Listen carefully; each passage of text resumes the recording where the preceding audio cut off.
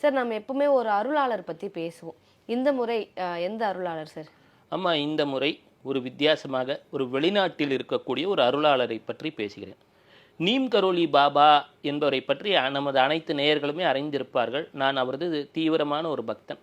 இந்த நீம் கரோலி பாபா என்பவரது பல வெளிநாட்டு அடியவர்கள் இத்தாலியிலே வாழ்ந்த பாத்ரி பியோ என்று சொல்லக்கூடியவர் அவரது அடியவர்களாகவும் இருந்திருக்கிறார்கள். ஒரு முறை பாத்ரி பியோவிடம் இதை பற்றி கேட்டபொழுது, எனக்கு எம்மதமும் சம்மதம், எல்லோரும் நலம் பெற வேண்டும் என்பதே என் வாழ்வின் குறிக்கோள் என்று சொன்னதாகவும் சிலர் சொல்லுவர். இந்த பாத்ரி பியோ அப்படின்னு சொல்லக்கூடியவர் 19ஆம் நூற்றாண்டு இறுதியிலே பிறக்கிறார். அப்பொழுது அவர் பிறந்த பொழுது ஒரு எளிமையான ஒரு குடும்பம். சரி, இந்த கதையை கேட்குறவங்க எங்களுக்கு என்ன நன்மை ஏற்படும்? எல்லாருக்கும் இருக்கக்கூடியது. இந்த கதையை கேட்பவர்கள் வாழ்க்கையிலே ஒரு பெரும் அற்புதம் துவங்கப் போகிறது. இனி அவர்கள் வாழ்க்கையிலே எல்லா நலமும் கிடைக்கப் போகிறது. அதனால இந்த கதையை கேட்குறாங்க. ஏன்னா கேத்து என்று சொன்னால் பலருமே என்ன சொல்லுவாங்க, கிறிஸ்டியானிட்டின்னுவாங்க. ஜீசஸ் கிரைஸ்து கடைசியாக அவர் நமக்கு தந்தது 7 வார்த்தைகள். 7 என்பதும் கேத்துவுடன் தொடர்புடையது. ஞானத்தின் நிலைகளை சொல்லுவது கேத்து.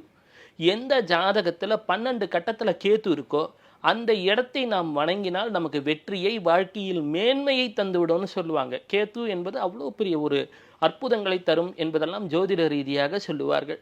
அப்பொழுது இவருடைய கதைக்கு வருகிறேன். பாத்ரி பியோ 19ஆம் நூற்றாண்டு இறுதியிலே ஒரு ஏழையான ஒரு விவசாய குடும்பத்திலே பிறக்கிறார். அந்த ஏழ்மையான விவசாய குடும்பத்திலே பிறந்தவர் பிறக்கும் பொழுதே ஒரு சில தெய்வீக ஆற்றல்கள் இருக்கின்றன. இவருக்கு 3-4 வயசு ஆகும் பொழுது இவரை பார்க்கறதுக்கு இன்னொரு ஒரு பாதிரியார் வருகிறார் இந்த குழந்தையை பார்க்க. இவர்கிட்ட கேட்கிறார், கண்ணா இந்தாம்மா ஜீசஸ் கிரைஸ்டோட ஃபோட்டோவும் அம்மா மரியம்மையோடைய ஃபோட்டோவும் அப்படின்னார். அந்த குழந்தை சொல்லுது, இங்கே நான் பார்த்துட்டு இருக்கேனே இவங்கள அப்படின்னது. அந்த வந்தவருக்கு ஒரு ஆச்சரியம். அங்கே ஃப்ரையர் கப்பூச்சின் அப்படின்வாங்க, மிக கடுமையான தவம் செய்பவர்கள் அவர்கள், இந்த ஆல்ப்ஸ் மலை பனி அடிவாரத்தில். என்னப்பா குழந்தை ஏதோ உண்மையை சொல்லுதா என்னன்னு தெரியலன்னும் போது இவர் பலர்ட்டையும் இதுவே சொல்கிறார் சின்ன வயசில். அப்புறம் இவர் அப்பா கேட்குறார், நீ என்னவாக விருப்பப்படுகிறாய்? நான் ஒரு துறவியாக விருப்பப்படுகிறேன்னுது அந்த குழந்தையின் பதில் அப்பாவிற்கு வித்தியாசமாக இருக்குது. ஏன்னா அந்த வயசில் குழந்தைகள் விளையாட விருப்பப்படும் ஏதோ ஒன்று. இரண்டாவது, இவர் கடுஞ்சொற்களே பேசியதில்லைன்றாங்க, கெட்ட வார்த்தை பேசுகிறவங்க கிட்ட பழகியதில்லைன்றாங்க. சின்ன வயசுலேருந்தே இவருக்கு துறவின்ற ஒரு எண்ணம் பதிஞ்சிட்டதாகவே சொல்கிறாங்க. அவர் அப்பா என்ன பண்ணுறாரு, குழந்தைகளுக்கு கல்வி கொடுக்கணும் அப்படின்னு சொல்லிட்டு, சரி நம்ம உருளைக்கிழங்கு தோட்டத்தை விற்றான்னு கல்வி தரலாமான்னு பார்க்குறார். இல்லை, நான் அமெரிக்காவுக்கு சென்று கூலி வேலை செய்து பணம் அனுப்புகிறேன், என் குழந்தைகளை நன்றாக படிக்க வைங்கன்றார். அப்புறம் இவர் பணத்தை கொடுத்து படிக்க வைக்கிறாங்க. படித்தாலும் இவர்கிட்ட வந்து கேட்குறாங்க, குழந்தை ஏதோ தெரியாமல் சொல்லுதோ, இல்லை நான் துறவி ஆகணும் அப்படின்னது. குழந்தையின் ஆசையை நிறைவேற்றி வைக்க வேண்டும். பாதிரி பியோ பெட்ரிசேனியான்னு போட்டால் வரும். சரி, குழந்தையை கூட்டிகிட்டு போய் ஒரு பாதிரியார்ட்ட, இந்த குழந்தைக்கு இயல்பாகவே ஒரு ஆசை இருக்குது, இதனால் இந்த துறவின் கடுமைகளை தாங்க முடியுமான்னு தெரியல, இருந்தாலும் இதை சேர்த்துக்கோங்கன்னாங்க. இவர் சதா காலம் பிரார்த்தனையிலேயே நேரத்தை கடக்கிறார். அப்பொழுது இவர் எப்பொழுதுமே பிரார்த்தனை செய்து கொண்டு தினமும் 1 அவுன்ஸ் தான் சாப்பிடுவாராம். துறவிகளுக்கே ஆச்சரியம், என்ன இப்படி இருக்காருன்னு. மிகச்சிறந்த வயதிலேயே இவர் ஒரு பாதிரியாராக நியமிக்கப்படுகிறார். இவர் பாதிரியாராக நியமிக்கப்பட்ட உடனே இவருக்கு என்ன ஆகுது, அந்த ஊரில் அப்போ தான் ஃப்ரீமேசன்ஸ்லாம் வராங்க. அவங்களுக்கெல்லாம் சற்று கடவுள் மறுப்பாளர்கள்னு வச்சுக்கோங்களேன். நாத்திகவாதமும் வந்துருச்சு அப்போவே. அப்போ ஒரு நாத்திகம் பேசக்கூடிய ஒருவரின் குழந்தைக்கு உடம்பு சரியில்லை. மருத்துவமனைக்கு எடுத்துகிட்டு செல்கிறாங்க. மருத்துவமனையில் இனிமேல் இந்த குழந்தை பிழைக்காதுங்க அப்படின்னாங்க. சரி, குழந்தை தான் பிழைக்காதே, அவன் மனைவிட்ட சொல்கிறான், இப்போ வேணால் சர்ச்சுக்கு எடுத்துகிட்டு போ, குழந்தை பிழைக்குதான்னு பார்க்கலாம். அந்த அம்மா சர்ச்சுக்கு எடுத்துகிட்டு போகிறாங்க. சர்ச்சில் அவர் பிரார்த்தனை செய்கிறார். யாருன்னா அந்த பாதிரி பியோ. அப்போ தான் சின்ன பாதிரியாராக இருக்கார். இவருக்கு மேலே எவ்வளோ பெரிய ஆட்கள் இருக்காங்க. ஏதோ ஒன்றை தருகிறார். குழந்தையின் மூச்சு நின்று விடுகிறது. ஐயோ ஆண்டவா, தப்பு செஞ்சுட்டேனே, இப்படி ஒரு குழந்தையோட உயிர் போயிடுச்சேன்னு சொல்லிட்டு பயந்துட்டே ஓடிட்டு பிரார்த்தனை பண்ணிட்டு தலைமை பாதிரிகிட்ட சொல்லணும்னு படிக்கட்டில் ஏறுறார். அதுக்குள்ளேயும் கீழே இருக்க குழந்தை சிரிக்க துவங்குகிறது. அவங்க அம்மா முகத்தில் ஆச்சரியம், சுற்றி இருக்கிறவங்க முகத்தில் ஆச்சரியம். தலைமை பாதிரியாருக்கு ஒரு சந்தேகம், ஏதோ ஒரு அற்புதம் நிகழ்ந்துருச்சுன்றதை உணர்றார். வெளிக்காட்டிகளை, நீ என்ன அப்பப்போ என்னை வந்து இப்படி மிரட்டுற, நீ என்ன லூசான்ற மாதிரி திட்டி அமைச்சிட்டார். ஆனால் ஊரில் செய்தி பரவுகிறது, பாதிரி பியோ பிரார்த்தனை செய்து சாக கடந்த குழந்தை இல்லை செத்துவிட்ட குழந்தை, மரித்த குழந்தை பிழைத்ததுன்ட்டு. ஊர் திரள ஆரம்பிக்குது கொஞ்சம் கொஞ்சமாக. அடுத்த தடவை என்ன பண்ணுறார், இவருக்கு அந்த நோயின் பாதிப்புகள் வர ஆரம்பிக்குது. அதாவது மற்றவங்க கர்மாவா இவர் ஏற்றுக்கொள்கிறார். ஏற்றுக்கிட்ட உடனே இவருக்கு அப்பப்போ அடிக்கடி உடம்பு சரியில்லை. இவருடைய கிராமத்துக்கு அனுப்புகிறாங்க. அப்போ ஆல்ப்ஸ்ன்றது மிகவும் பனிமலை, நம்ம இமயமலைக்கு அடுத்தபடியாக இருக்கக்கூடிய ஒரு பனிமலை. அந்த வருடம் எல்லா பயிர்களுமே பனிப்பயிர்களுமே காய்ந்து விட்டன. அங்கே எல்லாம் செடிகள் புழு பூச்சிகள் வந்து விட்டன. உணவுக்காரை விட்டால் வேறு வழி இல்லை. அப்போது அவருடைய நண்பர் சொல்கிறார், பாதிரி பியோ எங்களுக்கு நீ உதவக்கூடாதா அப்படின்னார். இவர் சொன்னார், எனக்கு என்ன தெரியும், நானே விவசாயம் கூட தெரியாது, எனக்கு கல்வி தெரியும், ஆண்டவனிடம் பிரார்த்தனை தெரியும், உன் பிரார்த்தனை பெரிய பலன் தரும்னு நாங்கள் நம்புகிறோன்னார். அப்போ இந்த சர்ச்சில் சாம்பிராணி எல்லாம் போட்டு ப்ரே பண்ணுவாங்க பார்த்தீங்களா, அது மாதிரி அவர் பிரார்த்தனை பண்ணிக்கிட்டே போகிறார். அவர் செல்ல செல்ல பட்டுப்போன செடியெல்லாம் அப்படியே பூத்து குலுங்க ஆரம்பிக்குது கண்ணு முன்னாடி. எல்லாம் அந்த பூச்சிகள்லாம் கீழே விழுந்துருது. ஊரே ஒரு அதிசயம். பாதிரி பியோக்கு தனக்கு ஒரு ஆற்றல் இருக்குன்னு அப்பதான் உணர துவங்குறார். உடனே பக்கத்து கிராமங்களில் சொல்கிறார்கள், பெட்ரோச்சேனியாவை சேர்ந்த பாதிரி பியோ சொல்வதெல்லாம் நடக்கிறது, இவர் பிரார்த்தனை செய்தால் செடிகள் துளிர்க்கிறது, இவரை கூட்டிட்டு போங்கன்றான். ஊர் ஊரா இவரை கூட்டிட்டு போக ஆரம்பிச்சிட்டாங்க. நீ வந்து பிரார்த்தனை பண்ணு, நீ வந்து பிரார்த்தனை பண்ணுன்னு. இப்படியே சில மாதங்கள் ஓடுகிறது. எல்லார் வீட்லையும் பிரச்சனை தீருது. ஒரு நாள் மலை கிட்ட வந்து அழறார், ஆண்டவா நான் எனக்கு இதுலலாம் இந்த புகழில் ஆசை இல்லை, எனக்கு மக்களுக்கு சேவை செய்யணும்னு நான் பாதிரியார் ஆகணும், துறவி ஆகணும்னு நினச்சேன், ஒரு குரு ஆகணும்னு நினச்சேன், எனக்கு எதுக்கு இந்த ஆற்றல், ஏன் என் வாழ்வின் நோக்கம் என்னன்றார். ஸ்டிக்மாட்டா அப்படின்னு கூகுள் பண்ணால் வரும். அவர் கையிலே இயேசு கிறிஸ்து கல்வாரி மலையிலே சமந்த அந்த பாடுகள் இருக்கு இல்லையா, இந்த கையிலையும் இந்த கையிலையும் அந்த தழும்புகள், காலில் தழும்புகள், இடுப்பில் குத்திய அந்த உணர்வு நிலையிலே அவருக்குள் அதெல்லாம் நிகழத் துவங்கிவிட்டன. அவரை சுற்றி லாவெண்டர் பூவின் நறுமணங்கள் கமழத் துவங்கிவிட்டன. அவரால் தாங்க முடியல, இது என்ன இப்படி ஒரு அற்புதம், அந்த வலி வேதனை எல்லாம் உணர துவங்கி விட்டார் இவருக்குள்ள. ஆண்டவா நான் புகழே வேண்டான்னு நினைச்சேன், நீ செய்யக்கூடிய அற்புதங்களுக்கு ஒரு சாட்சியா இருக்கலாம்னு நினைச்சேன், என்னை சுற்றியே இதெல்லாம் நிகழுதுன்னு சொல்லிட்டு இவருடைய தலைமை பாதிரியார்கிட்ட ஓடி போறார். அவர் தலைமை பாதிரியார் பார்த்து அதிசயப்படுகிறார். ஆமாம், இதெல்லாம் நிகழ்ந்திருக்கின்றன, உன்னை சுற்றி ஒரு லாவெண்டர் வாசனை கமழ்கிறது, எனக்கு இந்த புகழே வேண்டான்னு நினைக்கிறேனே அப்படின்னு கையிலே உரையை மாட்டிக்கொள்னார். கருப்பு புரை அவரோட இது பண்ணா யாருக்கும் தெரியக்கூடாதுன்னு. ஆனால் அவரை சுற்றி அந்த லாவெண்டர் பூ வாசனை எல்லா இடத்துலையும் அடிக்க ஆரம்பிக்குது. பிரார்த்தனை இவர்கிட்ட வந்து யாரான ஒரு பிரச்சனைன்னு சொல்ல வந்தாங்கன்னா இவர் மனசில் இருக்கிறத படிச்சிடுறார். இவருக்கு வேற்று மொழியிலே எழுதியிருக்கக்கூடிய கடிதங்கள் கூட இவருக்கு புரிய ஆரம்பிச்சிருது. எல்லாம் இவரை சுற்றி அற்புதங்கள் நிகழவே இவரை தினமும் ஒரு 500 பேர் 1000 பேர் பாவ மன்னிப்பு கேட்கணுன்ட்டு வர ஆரம்பிக்கிறான். அவன் கேட்கறதுக்கு முன்னாடியே டேட்டு டயத்தோட இவர் சொல்ல ஆரம்பிச்சிடுறார். இப்படியெல்லாம் ஒரு ஆற்றல் வந்த உடனே, மக்கள் ரொம்ப கூடின உடனே மருத்துவர்கள் பகுத்தறிவுவாதிகள் இவரை சோதனைக்கு உட்படுத்துறாருங்க. மருத்துவ ரீதியாக இவர் உடல் சோதனைக்கு உட்படுத்தப்படுகிறது.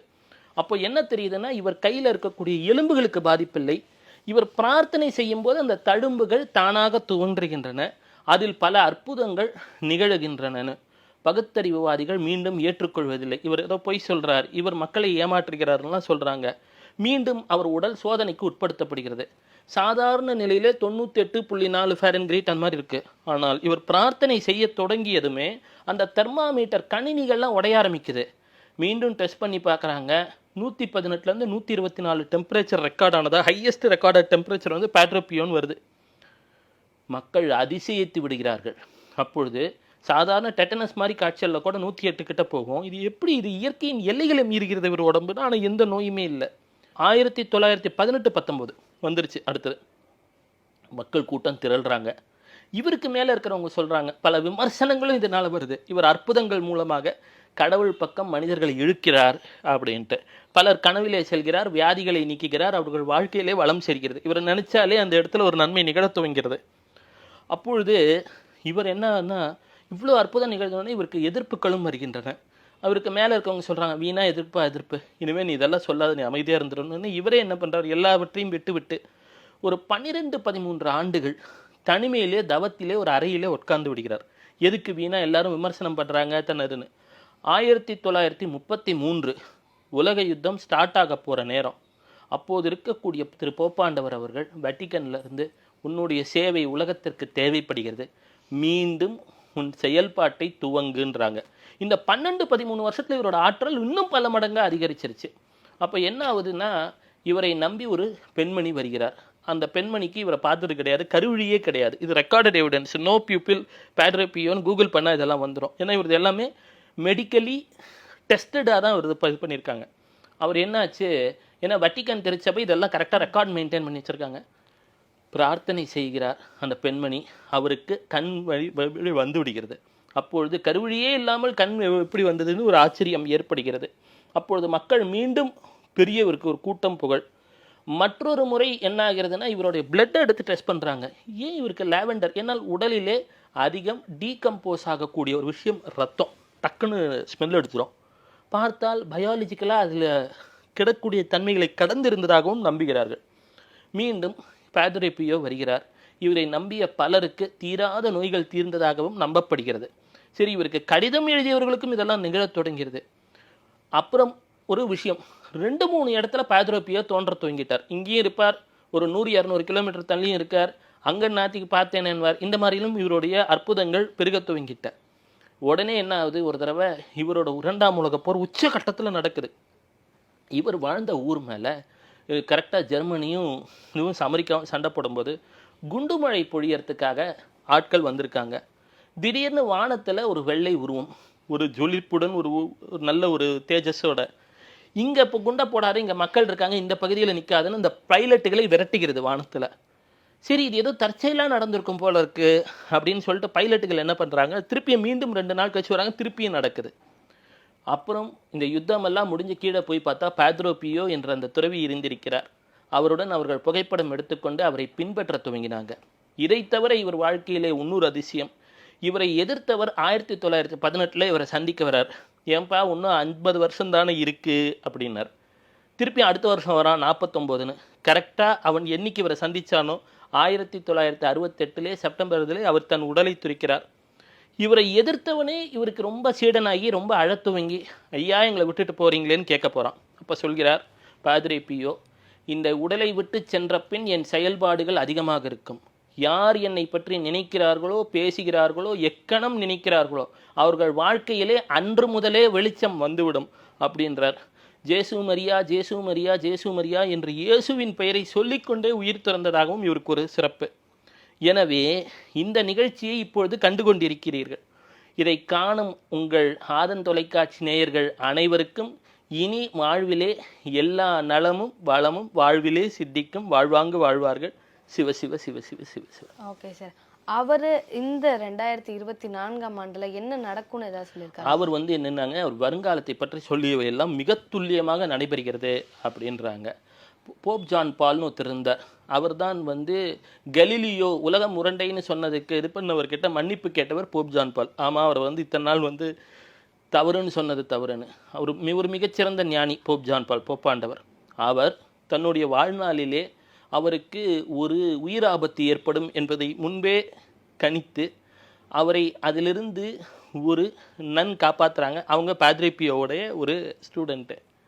அவர் 2024 என்ன சொல்கிறார் என்றால், ஒரு நாடு அழியும் சூழல் உருவாகலாம், உலக வரலாற்றில் வரைபடத்தில் காணாமல் செல்லலாம், 3 மாதங்கள் ஏதேனும் ஒரு பகுதி இருளில் முழுகலாம் போன்றவற்றை சொல்லியிருக்கிறார். எனினும் அவை நீங்காது இருக்க ஆங்காங்கே கூட்டு பிரார்த்தனைகள் நன்மை தரும் என்றும் சொல்லியிருக்கிறார். இதை பார்க்கும் அனைவருக்கும் எல்லா நலனையும் இயேசு கிறிஸ்துவும் அன்னை மரியும் வழங்க வேண்டும் என்ற பிரார்த்தனை சொல்லிக் கொள்கிறேன்.